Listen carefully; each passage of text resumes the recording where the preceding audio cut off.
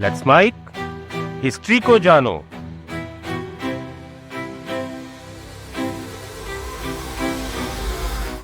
यह साल 1509 की एक सर्द रात थी। साउथ इंडिया का पूरा फ्यूचर टिका हुआ था एक बकरे की निकाली गई आंखों पर। अगर ये आंखें नहीं निकाली जाती तो शायद दक्षिण भारत को उसके सबसे महान राजाओं में से एक राजा नहीं मिलता। हमें अक्सर बताया जाता है कि मध्यकालीन भारत का सबसे भव्य और ताकतवर शासक उत्तर में बैठा कोई सम्राट था, लेकिन उससे भी कई दशक पहले दक्कन के पठार पर एक ऐसा साम्राज्य सांस ले रहा था जिसकी राजधानी को एक विदेशी यात्री ने रोम से कंपेयर किया था। लेकिन इसी साम्राज्य की कहानी में एक ऐसे राजकुमार की भी कहानी छिपी है जिसे मारने की कोशिश उसके अपने ही भाई ने की, लेकिन एक वफादार मंत्री ने उसकी जान को बचा लिया, अपनी जान को रिस्क में डालकर बचाया।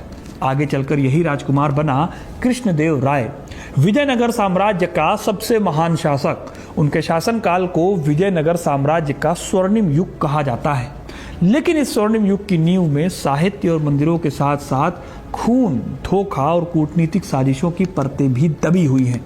आज मैं आपको कहानी सुनाऊंगा विजयनगर साम्राज्य और उसके सबसे महान राजा कृष्णदेव राय की। इसके साथ ही मैं आपको बताऊंगा कि कैसे हमें इतिहास को ब्लैक एंड व्हाइट की बजाय ग्रे में देखना चाहिए, क्योंकि हर एक साम्राज्य जो अपने आप में महानतम होता है वो कहीं ना कहीं कमज़ोर भी होता है। तो इस वीडियो को पूरा देखिएगा इस कहानी को जानने के लिए, क्योंकि अपना इतिहास नहीं जानोगे तो खुद को कैसे पहचानोगे। 16वीं शताब्दी की शुरुआत में दक्षिण भारत किसी सुलगते हुए ज्वालामुखी जैसा था। उत्तर भारत में दिल्ली सल्तनत बिखर रही थी और लोधी वंश की पकड़ कमजोर पड़ रही थी। ठीक इसी दौर में दुनिया के दूसरे हिस्सों में भी बदलाव हो रहे थे। वेस्ट में ऑटोमन एम्पायर यूरोप की सीमाओं पर पहुंच रहा था। पुर्तगाली नाविक अफ्रीका के तटों को पार करके हिंद महासागर के ट्रेडिंग रूट्स पर कब्जा जमाने में जुटे हुए थे। इसी ग्लोबल हलचल के बीच दक्कन में बहमनी साम्राज्य 5 बहुत छोटे मगर खूंखार सल्तनतों में टूट चुका था। ये सल्तनतें रायचूर दोआब की उपजाऊ जमीन और कपास के व्यापार के लिए विजयनगर पर हमले करते रहती थी। अब विजयनगर एम्पायर के सेंटर में था तुलु वंश।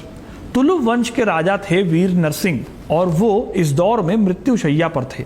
सत्ता का लालच खून के रिश्तों पर हावी हो चुका था। इस दौर में विजयनगर की इकोनॉमी उस टाइम पर एक अजीब सी सिचुएशन से जूझ रही थी। एक तरफ थे पुर्तगाली व्यापारी जो अरब सागर के रास्ते मॉडर्न फायर आर्म्स और अरब के घोड़े ला रहे थे। इन सब से स्टेट का ट्रेड अपने पीक पर था। घोड़ों का यह ट्रेड इकोनॉमिक तो था ही साथ मिलिट्री स्ट्रेटजी का भी हिस्सा था। दक्कन की गर्म और नम क्लाइमेट में लोकल घोड़े लड़ाकू घुड़सवार सेना के लिए उतने बेहतर नहीं माने जाते थे। हम्पी की सड़कों पर सरेआम हीरे, पन्ने और मानिक बिकते थे और डोमिंगो पेस जैसे यात्रियों ने बाजारों में सोने चांदी के ढेर देखने का जिक्र किया है। लेकिन इसी चमक के पीछे समाज की एक दूसरी और बहुत ही कठोर सच्चाई भी थी। दरबार की रानियां भले ही ताकतवर थी और प्रशासन में हिस्सा लेती थी, लेकिन आम सोसाइटी में सती प्रथा को सोशली एक्सेप्टेड परंपरा के तौर पर देखा जाता था। इतिहासकार ये भी मानते हैं कि उस दौर में मंदिरों से जुड़ी देवदासी प्रथा भी उसी दौर में एक संस्थागत रूप ले चुकी थी। यानी जिस वैभव और समृद्धि की कहानियां हमें आज सुनाई जाती हैं वो एक ऐसे समाज पर भी टिकी हुई थी जिसकी अपनी गहरी इनइक्वालिटीज भी थी। आम जनता या किसानों के लिए लाइफ उतनी गोल्डन नहीं थी जितनी कि यहाँ के दरबारी अकाउंट्स में दिखती है। लोगों पर अच्छा खासा टैक्स था, मिलिट्री अभियानों के लिए अनाज और मवेशियों की मांग थी और बार बार होने वाली जंग की वजहों से गांव की इकोनॉमी पर लगातार दबाव बना रहता था। इस पूरी सिचुएशन के बीच कृष्णदेव राय को अपना साम्राज्य खड़ा करना था। एक ऐसा साम्राज्य जिसे बाहरी दुश्मनों से कम और अपनों के भीतरी धोखे से ज़्यादा खतरा था। ऐसा ही एक धोखा कृष्णदेव राय का इंतजार कर रहा था जब वो गद्दी पर नहीं बैठे थे। तब वीर नरसिंह जब राजा थे तो उन्होंने अपने 8 साल के बेटे को गद्दी दिलाने की ठानी। कृष्णदेव राय उनके सौतेले भाई थे। वो नहीं चाहते थे कि गद्दी कृष्णदेव राय को मिले। इसके लिए ज़रूरी था कि उन्हें रास्ते से हटा दिया जाए। राजा ने अपने सबसे भरोसेमंद मंत्री सालुव तिम्मरुसु को आदेश दिया कि वो कृष्णदेव राय को अंधा कर दें। पुर्तगाली इतिहासकार फर्नाओ नूनीज के दस्तावेज इस खौफनाक राजनीतिक साजिश की गवाही देते हैं। कहा जाता है कि अगर तिम्मरुसु उस दिन आदेश को मान लेते तो विजयनगर एम्पायर उसी रात एक गहरे सिविल वॉर में उलझ जाता और आसपास के सुल्तानों का आसान सा शिकार बन जाता। लेकिन तिम्मरुसु ने सूझबूझ दिखाई। उन्होंने कृष्णदेव राय को जंगल में ले जाकर छिपा दिया और एक बकरे की आंखें निकलवा कर राजा को दिखा दिया।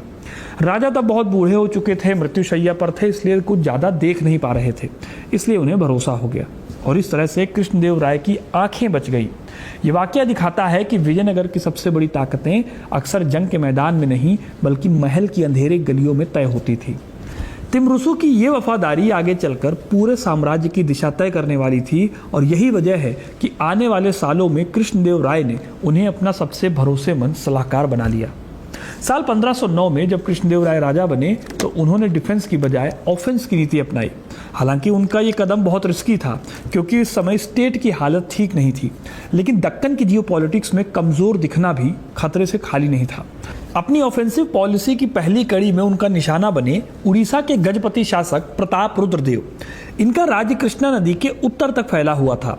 साल 1513 में कोंडवीदु किले की घेराबंदी के दौरान जब विजयनगर की सेना लगभग हारने की कगार पर पहुंच गई, तब तिमरुसु ने रिश्वत और जासूसी के जाल का इस्तेमाल किया। कलिंग नगर में एक फर्जी लेटर भेजा गया और ऐसा मनोवैज्ञानिक खेल रचा गया कि गजपति राजा को अपनी ही सेना पर डाउट होने लगा। रिजल्ट यह हुआ कि वो रातों रात अंधेरे में जंग को छोड़कर भाग खड़े हुए। अब ये कोई मिलिट्री का चमत्कार नहीं था बल्कि एक सॉलिड डिप्लोमेटिक चालबाजी का रिजल्ट था। यह इस बात का सबूत भी था कि विजयनगर की जीत हमेशा तलवार से नहीं बल्कि इंफॉर्मेशन और साइकोलॉजी से के खेल से भी हासिल होती थी। इस हार के बाद प्रताप रुद्रदेव को शांति समझौते के तहत अपनी बेटी राजकुमारी जगन मोहिनी की शादी कृष्णदेव राय से करनी पड़ी। हालांकि इस जंग का नुकसान एक अकेली स्त्री ने शायद सबसे ज्यादा उठाया। कहा जाता है कि ओडिसी दरबार से जुड़ी एक कथित साजिश के शक में कृष्णदेव राय ने कभी जगन मोहिनी को अपनी पत्नी का पूरा दर्जा नहीं दिया। उन्हें कम्बुम के एकांत किले में भेज दिया गया जहां उन्होंने अपनी बाकी जिंदगी एक तरह के पॉलिटिकल निर्वासन में बिताई, दरबार की चमक दमक से दूर अपनी कविताओं के सहारे। तुक्का पंचकम नाम के 5 संस्कृत श्लोक जो इसी राजकुमारी के लिखे बताए जाते हैं, ये उस अकेलेपन और पीड़ा की झलक देते हैं जो एम्पायर की जीत की कहानियों में अक्सर छूट जाती हैं, जिसका जिक्र इतिहास के मेन स्ट्रीम में शायद ही कभी होता है। खैर, कहानी में आगे बढ़े तो विजयनगर कृष्णदेव राय के काल में फैल रहा था और इस फैलाव का सबसे बड़ा और सबसे भयानक युद्ध हुआ साल 1520 में। इतिहास में इसे रायचूर का युद्ध भी कहा जाता है। इस जंग की कहानी भी उतनी ही इंटरेस्टिंग है जितना कि इसका अंजाम। दरअसल कृष्णदेव राय का एक भरोसेमंद व्यापारी था जिसका नाम था सैयद मरैकर। मरैकर ने कृष्णदेव राय को धोखा देते हुए 40,000 सोने की मुद्राएं लेकर वो भाग गया। भागकर वो पहुंचा बीजापुर के सुल्तान इस्माइल आदिल शाह की शरण में। कृष्णदेव राय ने उसकी वापसी की मांग की, लेकिन आदिल शाह ने उसे सौंपने से इनकार कर दिया। इसी घटना ने दक्कन के सबसे बड़े शक्ति प्रदर्शन की नींव रखी। युद्ध से पहले महीनों तक दोनों तरफ से सैनिकों की भर्ती, हथियारों की ढुलाई और अनाज के भंडार जुटाने का सिलसिला चलता रहा। 7 लाख से ज्यादा सैनिकों की विजयनगर सेना जब रायचूर की तरफ बढ़ी तो इतनी बड़ी फौज को खिलाना पिलाना और उसकी सप्लाई लाइन बनाए रखना अपने आप में एक बहुत बड़ी एडमिनिस्ट्रेटिव यानी प्रशासनिक चुनौती थी। हाथी, घोड़े, बैलगाड़ियां और हजारों मजदूर इस मिलिट्री अभियान का हिस्सा बने। आसपास के गांवों से अनाज और चारे की मांग ने आम जनता पर भी एक्स्ट्रा बोझ डाला। जब सेनाएं आमने सामने आई तो आदिल शाह की तोपों ने पहली पंक्ति को बुरी तरह से तोड़ दिया। यहाँ एक बार फिर से विजयनगर की मिलिट्री कमजोरी उभरकर सामने आई, क्योंकि तोप खाने की मॉडर्न टेक्नोलॉजी में सल्तनतें अभी भी आगे थी। जब विजयनगर की सेना बेहिसाब नुकसान के साथ पीछे हटने लगी तब कृष्णदेव राय ने बहादुरी दिखाई। उन्होंने खुद घोड़े पर सवार होकर आदिल शाह के कैंप पर एक जोखिम भरा हमला बोला। इस मोड़ पर पुर्तगाली बंदूकधारी सैनिकों की सटीक गोलीबारी ने विजयनगर को एक निर्णायक बढ़त दिलाई और बीजापुर की सेना घुटनों पर आ गई। आदिल शाह यहां से जान बचाकर भाग निकले। लेकिन इस ट्रेमेंडस जीत के बाद कृष्णदेव राय ने जो किया वो उनके शासनकाल की सबसे बड़ी डिप्लोमेटिक भूलों में गिना जा सकता है। उन्होंने आदिल शाह को यह अल्टीमेटम भेजा कि वो आकर उनके पैर चूमे। अब किसी जंग जीतने वाले के लिए ये एक ऑब्वियस सी ताकत का प्रदर्शन हो सकता है, लेकिन दक्कन की पॉलिटिक्स में इसका इम्पैक्ट बहुत गहरा था। कुछ इतिहासकारों का मानना है कि पब्लिक ह्यूमिलिएशन ने दक्कन के बाकी सुल्तानों के मन में विजयनगर के खिलाफ एक साझा नाराजगी भर दी। इस नाराजगी ने इन सभी सल्तनतों को जो एक दूसरे से अलग लड़ती थी उन्हें एक कर दिया। यानी कहीं ना कहीं इस जंग ने ही फ्यूचर में तालीकोटा या राक्षसी तांगड़ी के युद्ध की नींव भी रखी। लेकिन दोस्तों, कृष्णदेव राय सिर्फ जंग नहीं लड़ रहे थे, वो अपने राज्य को मजबूत बनाने के लिए और भी दूसरे काम कर रहे थे। जैसे कि उन्होंने एडमिनिस्ट्रेशन को मजबूत बनाने पर काफ़ी काम किया। कृष्णदेव राय ने बसवन्ना नहर जैसी सिंचाई परियोजनाएं, टैक्स में रिफॉर्म और लिटरेचर के साथ साथ आर्किटेक्चर को भी प्रोटेक्शन दी। उनके ही शासनकाल में हम्पी में विट्ठल मंदिर परिसर, कृष्ण मंदिर और हजारा राम जैसे भव्य मंदिर निर्माण हुए। इनकी नक्काशी और इनका वास्तुशिल्प आज भी टूरिस्ट और इतिहासकारों का ध्यान खींचती है। इन्होंने अष्टदिग्गज नाम से मशहूर 8 तेलुगु कवियों का दरबार और खुद कृष्णदेव राय द्वारा रचित आमुक्तमाल्यद जैसी कृतियां इस बात की गवाही देती हैं कि यह सिर्फ जंग का दौर नहीं बल्कि कल्चरल रिचनेस का भी दौर था। कृष्णदेव राय ने व्यापार को बढ़ावा देने के लिए बंदरगाहों का विकास कराया और किसानों को नई जमीन आबाद करने पर टैक्स में छूट जैसी पॉलिसीज भी लागू की, जो उस दौर के हिसाब से आप मान सकते हो कि काफ़ी प्रोग्रेसिव थी। हालांकि किसी भी राजा के दौर में सब कुछ गोल्डन नहीं होता। कृष्णदेव राय के साथ भी कुछ ऐसा ही था। इस दौर में एक परेशान करने वाली टेंडेंसी बढ़ती जा रही थी। कृष्णदेव राय पुर्तगाल के फायर आर्म्स और किराए के सैनिकों पर डिपेंड हो रहे थे। कुछ इतिहासकार इसे एक स्ट्रेटेजिक कमजोरी मानते हैं, क्योंकि इसने विजयनगर की इंडिपेंडेंट मिलिट्री पावर को अंदर ही अंदर कमजोर करने का काम किया।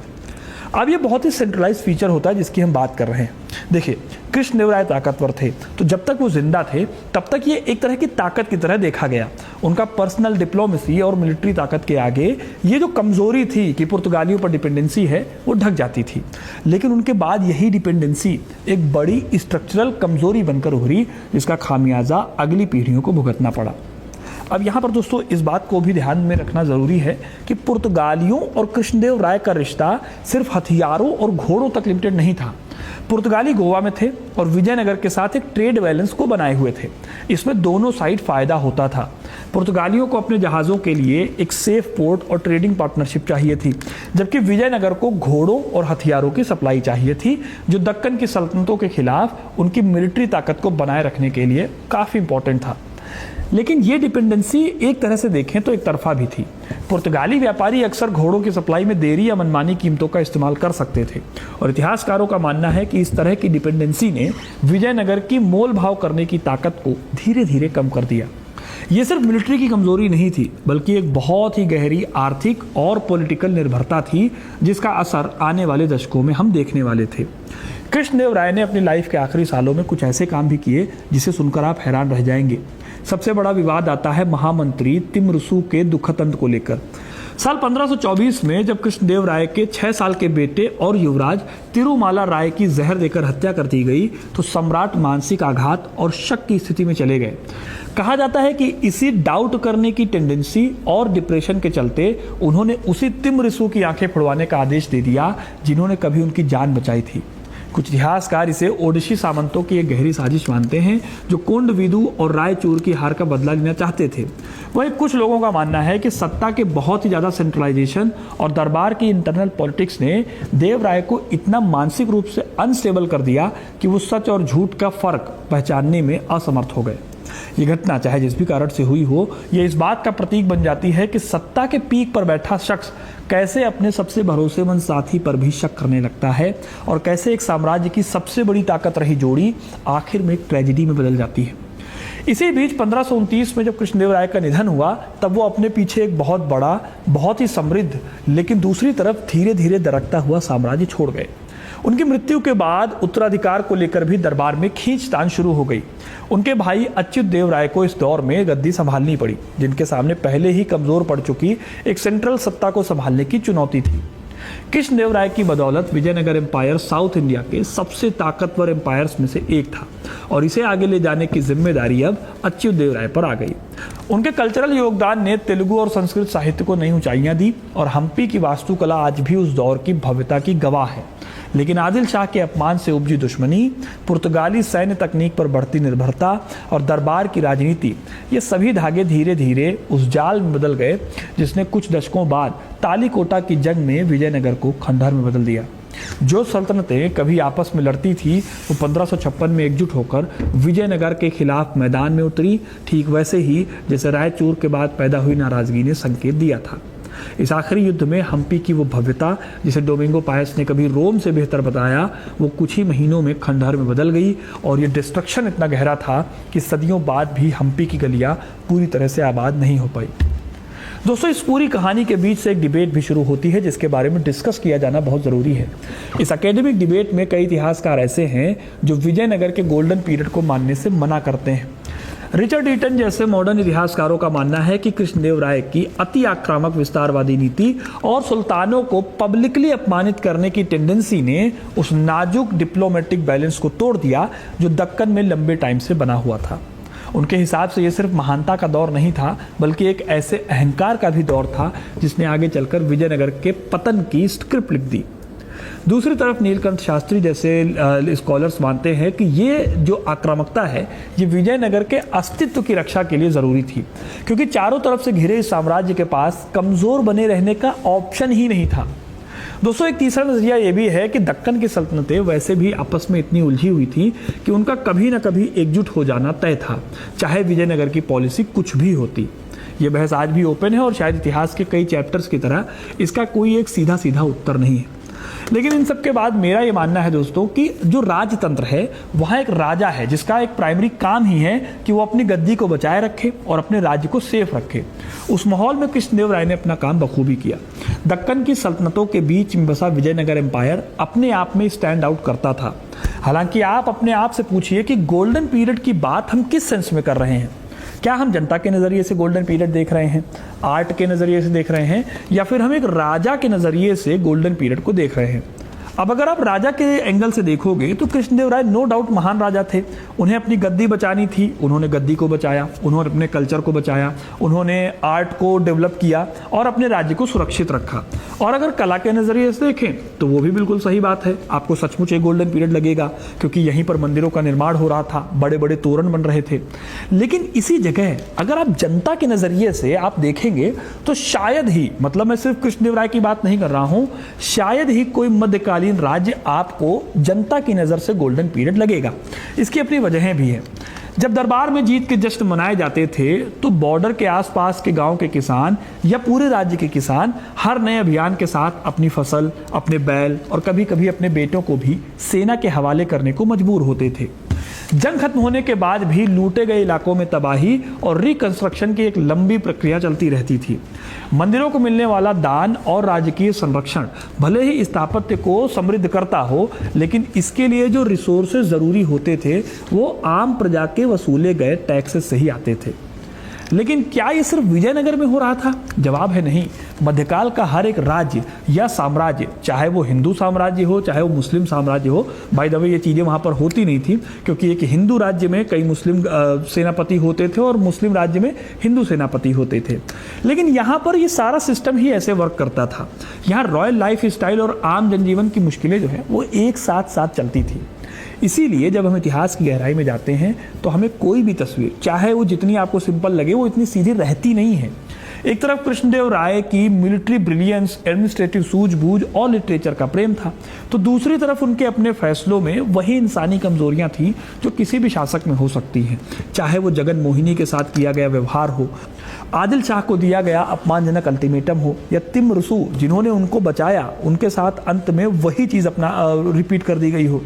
इतिहास को समझने का दोस्तों असली मकसद किसी को पूजना यानी किसी की पूजा करना या किसी को कोसना नहीं है, बल्कि उस दौर की कॉम्प्लेक्सिटी को उसी नज़र से देखना है जिस नज़र से वो दौर खुद को जीता था। यही दृष्टिकोण हमें बताता है कि महानता और मानवीय भूले अक्सर एक ही सिक्के के दो पहलू होते हैं और ये दोनों साथ साथ चलते हैं। और ऐसी ही विजयनगर के साम्राज्य के सबसे महान राजा कृष्णदेवराय की कहानी है जो मैंने आपके सामने रखी। अब आपको ये कहानी कैसी लगी कमेंट करके ज़रूर बताइए। वीडियो को लाइक और शेयर करना ना भूलें और ऐसी इंटरेस्टिंग कहानियों के लिए, इतिहास से जुड़े रहने के लिए हिस्ट्री कनेक्ट को सब्सक्राइब ज़रूर करें। बहुत बहुत धन्यवाद।